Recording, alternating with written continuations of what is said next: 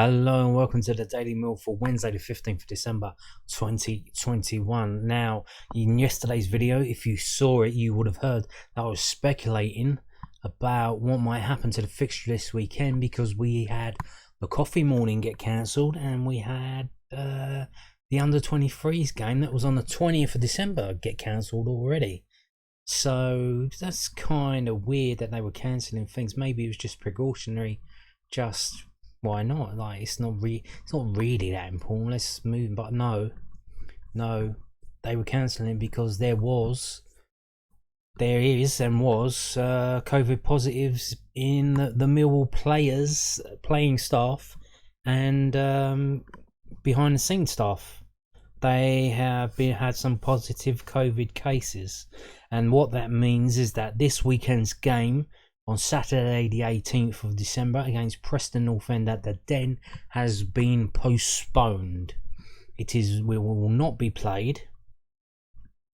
So let's have a read of it. There's also some other stuff going on. So Preston North End fixture postponed. This weekend's match off. This is from millfc.co.uk. 5 hours ago, so mid-afternoon that was published. Millwall Football Club can confirm that its Sky Bet Championship match against Preston North End this Saturday, the 18th of December, has been postponed.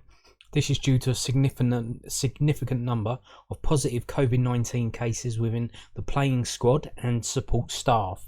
At present, only a minority of those who have returned positive test results are experiencing any sort of symptoms, and they are very mild at worst. The decision to postpone has been made following extensive dialogue with the EFL, Public Health England, and the club's safety advisory group. A new date for the match will be announced when confirmed. Tickets already purchased for Saturday's game will be valid for the rearranged date, but should you require a refund, then please email ticketadmin at millwallplc.com with proof of purchase, and staff will assist accordingly. The ticket office will be closed to personal callers until Monday. So the ticket office is closed until Monday the 20th. That is correct. With all purchase, you can still buy tickets, but it needs to be online or on the phone. Any tickets awaiting collection cannot be done so until Monday the 20th. So if you bought a half-season ticket and you wanted to go pick it up, didn't want to get it sent through the mail because maybe your post's a bit dodgy, it might be nicked. No, you have to wait until Monday now. The Lions store will remain open as normal though.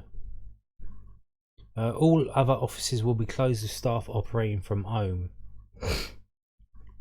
So Lions store still open. Well, I guess as long as they don't have any positive cases in there, then if they do, then that will get closed as well. But at the moment, they're fine and dandy, so it's opening as normal. But the ticket office is closed.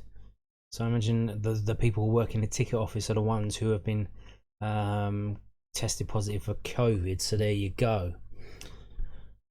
But what? So now this, I believe, was bubbling on from yesterday, so from the 14th. So they knew about it on the 14th, and they're probably trying to get it. They were talking to the EFL, like they said here. They talked to the EFL, Public Health England, and the Club Safety Advisory Group. So I imagine that they were doing it on Tuesday, and they got the notification back saying, "Oh yeah, okay, postpone your game." So that's what they've done. But what about the game after the Swansea game? Because there are some clubs who've already been doing this a bit earlier. QPR won. They had the game last week postponed, and the next game postponed. So they're 2 games in a row postponed. So we're coming up to now the Preston North End game being postponed. It is postponed. What about the Boxing Day game? Will that be postponed? Well, we got this here. This is from Swansea Independent, and they're speculating. They're kind of worried. Well, what's happening to the Millwall game? Their trip to Millwall, is that still on or not? They don't know. So they're speculating because they're supposed to be playing QPR this weekend, and that's been called off. So they could be having 2 games in a row called off as well. So they talk about Reading. Reading have had their game postponed as well. Burnley, Watford postponed in the Premier League. But there was this here that they mentioned. I don't know where they got this from. I don't know how they know this, but it says here on this Swansea Independent Fans Network.co.uk site.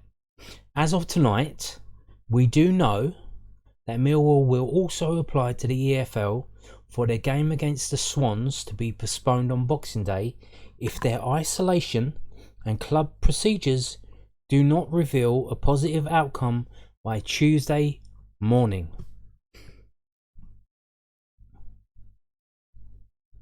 So I don't know how they know that. But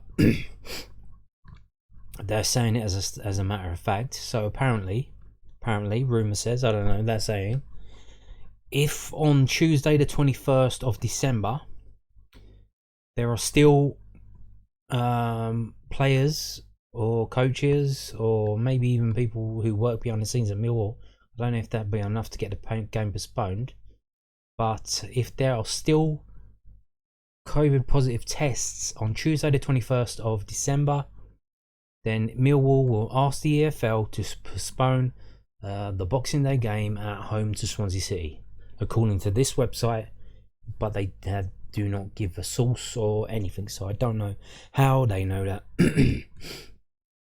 So, pardon me, I don't know how they know that.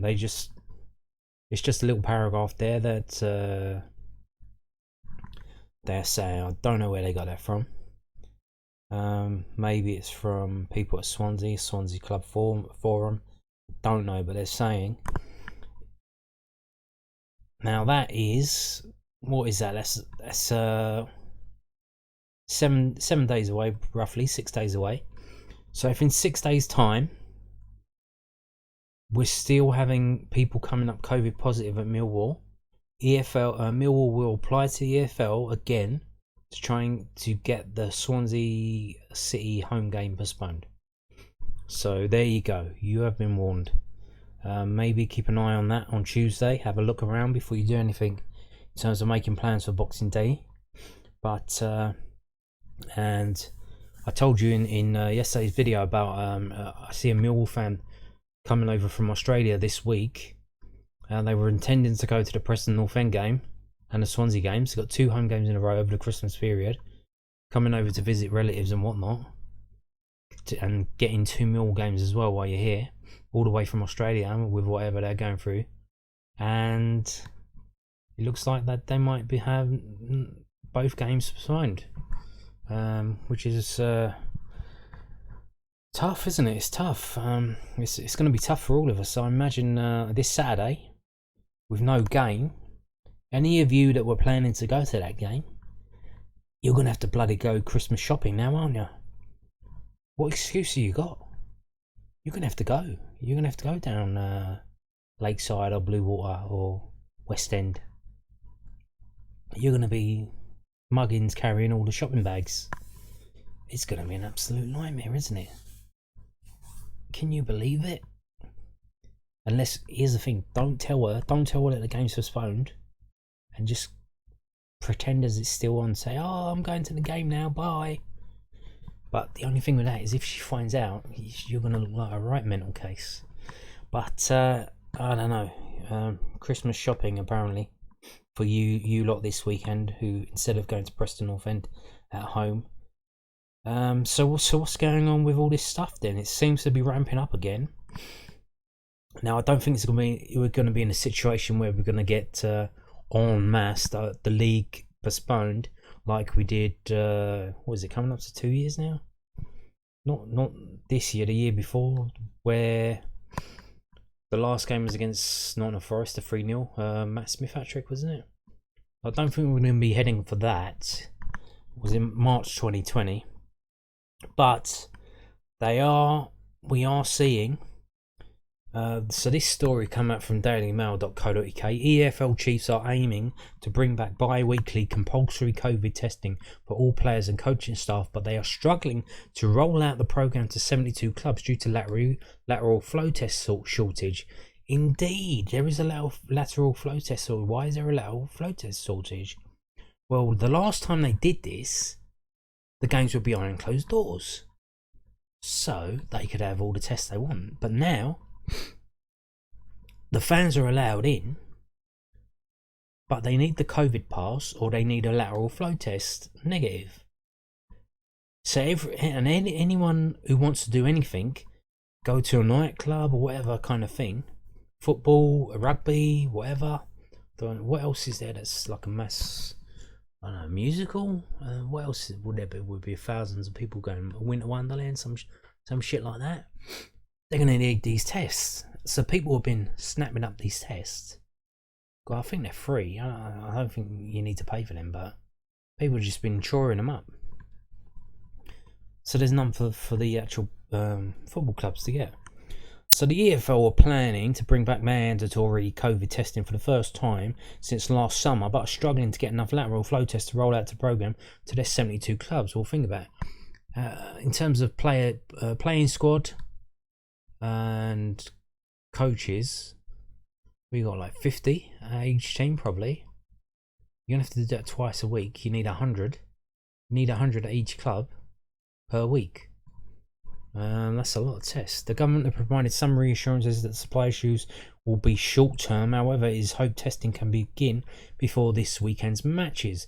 The EFL are aiming to communicate their plans to the clubs today, which is understood will be an instruction that all players and coaching staff should be tested at least twice a week in an attempt to safeguard the festive fixture list. So they're going to tell them to do it, but sort the tests out themselves. So is there more, or are we gonna? So yeah, they talk about last year. A twice weekly testing regime will cost each club around £10,000, and the EFL are expected to approach the PFA for help in financing the programme. The Players' Union contributed to the cost of the scheme that ran between January and July this year, and are likely to provide assistance once again. The EFL abandoned mandatory testing last summer when infection rates dropped on the back of a successful vaccine rollout, with clubs only testing players who displayed symptoms. But with the emergence of Omicron, such an approach is no longer tenable. So there you go. So that was it. So they're going to bring back in the testing, I imagine, as well as maybe social distancing and whatnot. I'm sure that they want to keep the games going on. There have already been a number of postponements, but it's just a handful at the moment. But we could end up with Millwall players having a Christmas break. It could be.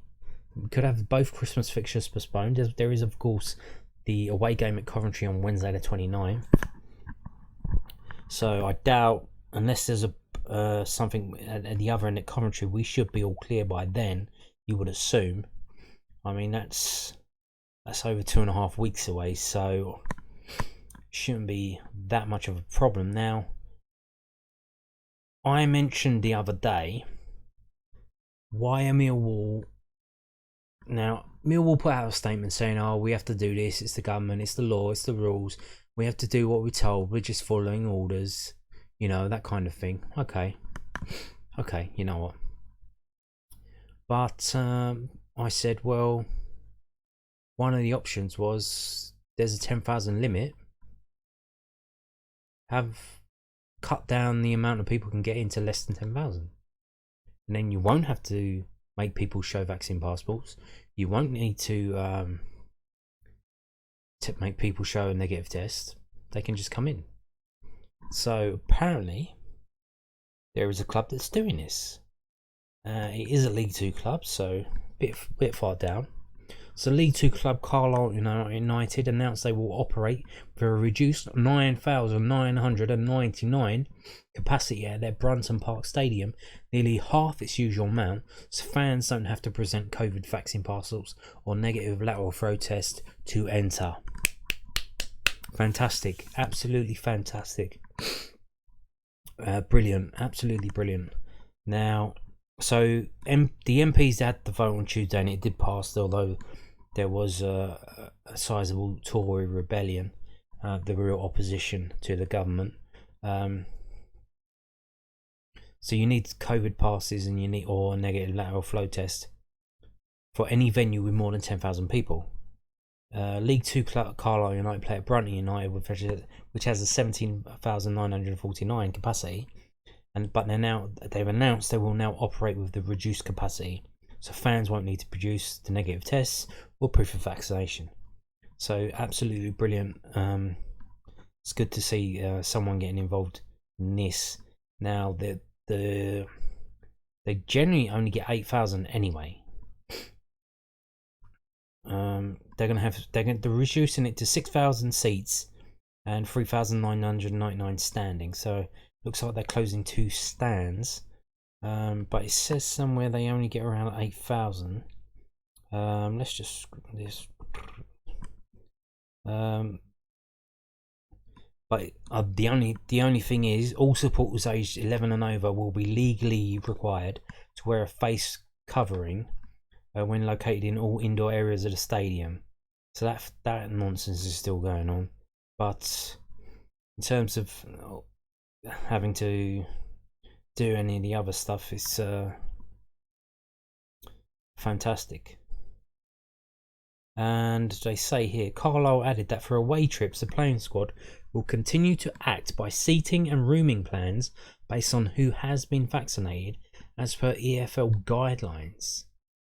So they've got people, they got separate coaches, or like the people who've been vaccinated get on a coach, and if you ain't been vaccinated, you drive yourself there.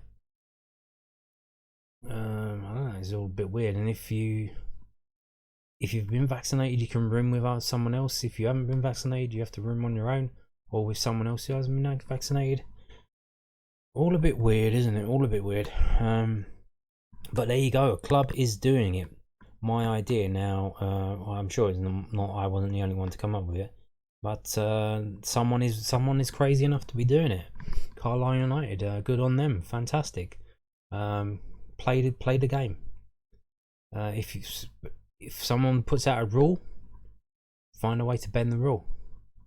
Why not? Now they can do it because their average tends to like 8,000 people. So then they don't even get 10,000. Now at Millwall we do get more than that. The last game, the Birmingham game, was 14,000. Before that, I believe it was around 12,000. So if we do reduce it to 10, we are basically keeping people out who would want to get in. So it's a different circumstance, so I can understand why Millwall Football Club wouldn't want to be doing that. But yeah, it's just, it is what it is. It is what it is. So there you go. Let's just recap. Preston North End game this weekend postponed. Kaput. Finito. So probably might be played until maybe February. January is going to be a bit busy with the FA Cup, and the COVID restrictions will look set to carry on until the end of January. So I'm not too sure they would want to just play that game in January if the crowd's going to be affected, especially a night game. You don't get a lot of time in a night game, and the crowd's always not that good anyway. So if you have to get negative tests and all that, COVID passes to get in for a night game in January, I doubt they would want to do that, and this game will probably be played in February. So there you go. We're just going to finish up today's video with this, an opinion piece from London Football Scene .co.uk from Ryan Loftus about the impending January transfer window. It's everyone else in the world is counting down to Christmas. Football fans are counting down to the January transfer window. and he's going to make a bit of a point. So let's have a read of what he says. So winless runs, unbeaten streaks, injury crises and performances swinging from sublime to disastrous. Mill's season has been a roller coaster so far. The Lions currently sit 5 points off the Championship playoff places, but have struggled to provide the consistency to suggest that they are genuine promotion contenders. Yeah, I've got a bit of a theory about that, to be honest. Yeah, I think the phrase is putting the cart before the horse. So we're looking at the playoffs, looking at the table and the playoffs, and saying, we need to get there, we need to get there. No, what you need to do, look at the team that you're playing in the next game, and figure out how to beat that team. And then the rest will take care of itself. You begin the journey of 1,000 steps.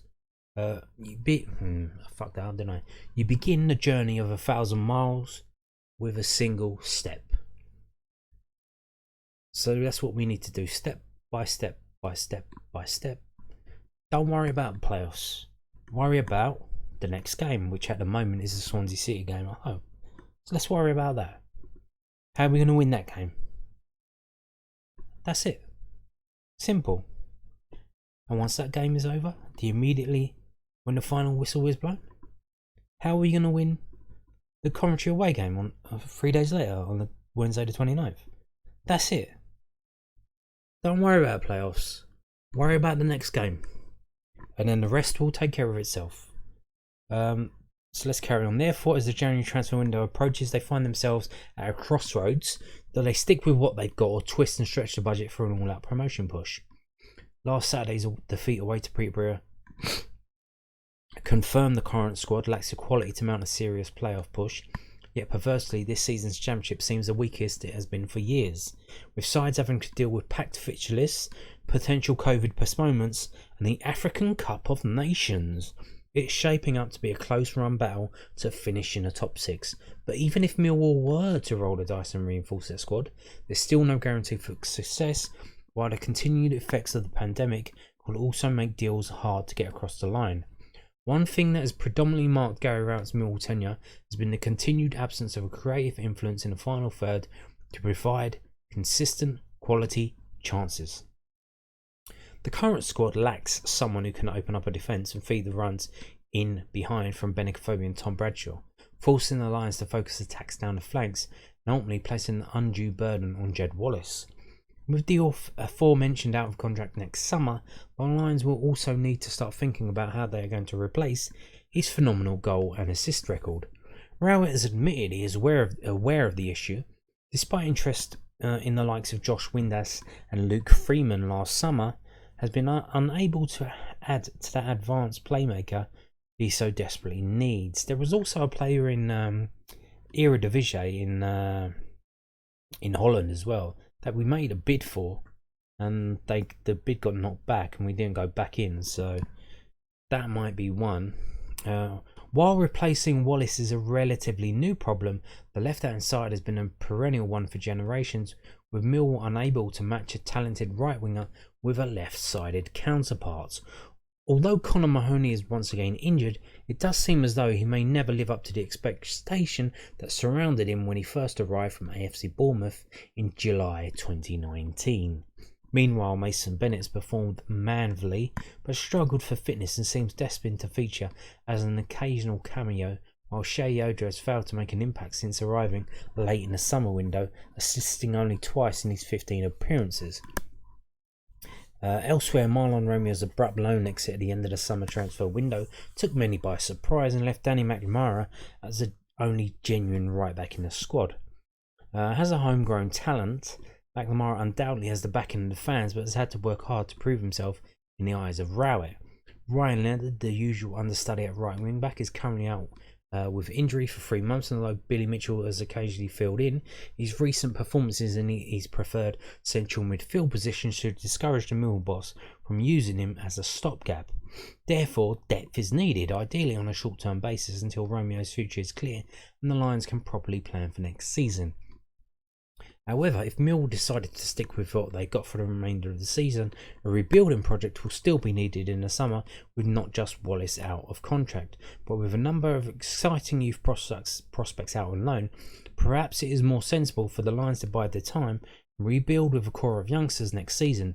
In the current financial climate, gambling for the short term could be a big risk, and perhaps a few shrewd additions might not necessarily be a bad thing.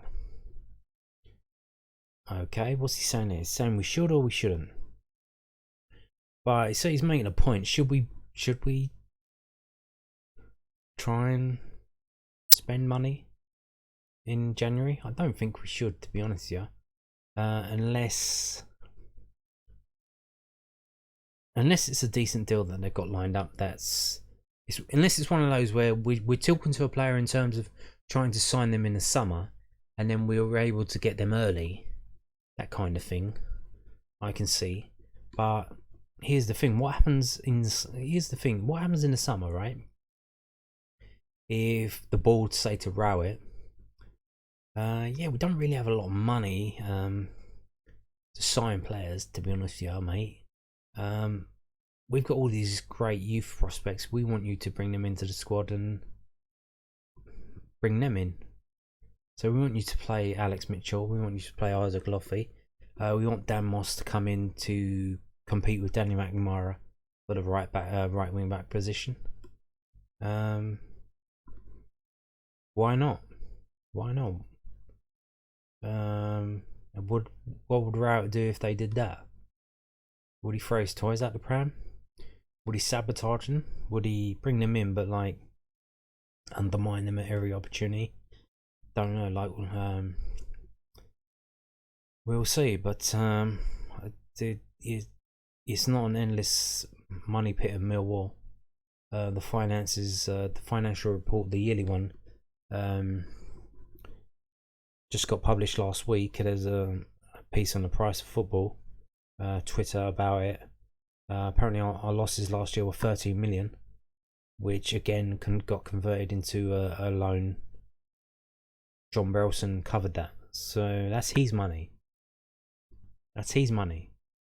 So if he says to Rao, yeah, I'm not gonna give you a lot of money, because you've got these amazing youth players that are doing it in League 2. Bring them in, train them up to be Championship players. If you can't do that, then bye. I don't know. We'll see, but I don't think Rowett's going to take it on himself to do that. I think it's going to take intervention from the board level to tell him, we've got money to replace Jed Wallace. The rest of the players, you need to bring the youth players in. The youth players are half decent. Isaac Loffey went to Sutton in the National League and won the league. He's in League 2 now, and Sutton are in the playoff places. He's not chop liver, he's a decent player. He's scoring goals. He scored goals in the conference, scoring goals in League 2. Tyler Burry as well, scoring goals in League 2. Got injured, okay. But he's come back now. These players need to come in. You need to give them a run inside. And then if they fail out, they fail out. But I think, yeah, they need to be brought in next summer. And we need to save the money we've got for signing good a quality players that we can get to replace Wallace, who's more than likely leaving. So there you go. That is it for today's video. Thank you for watching and goodbye.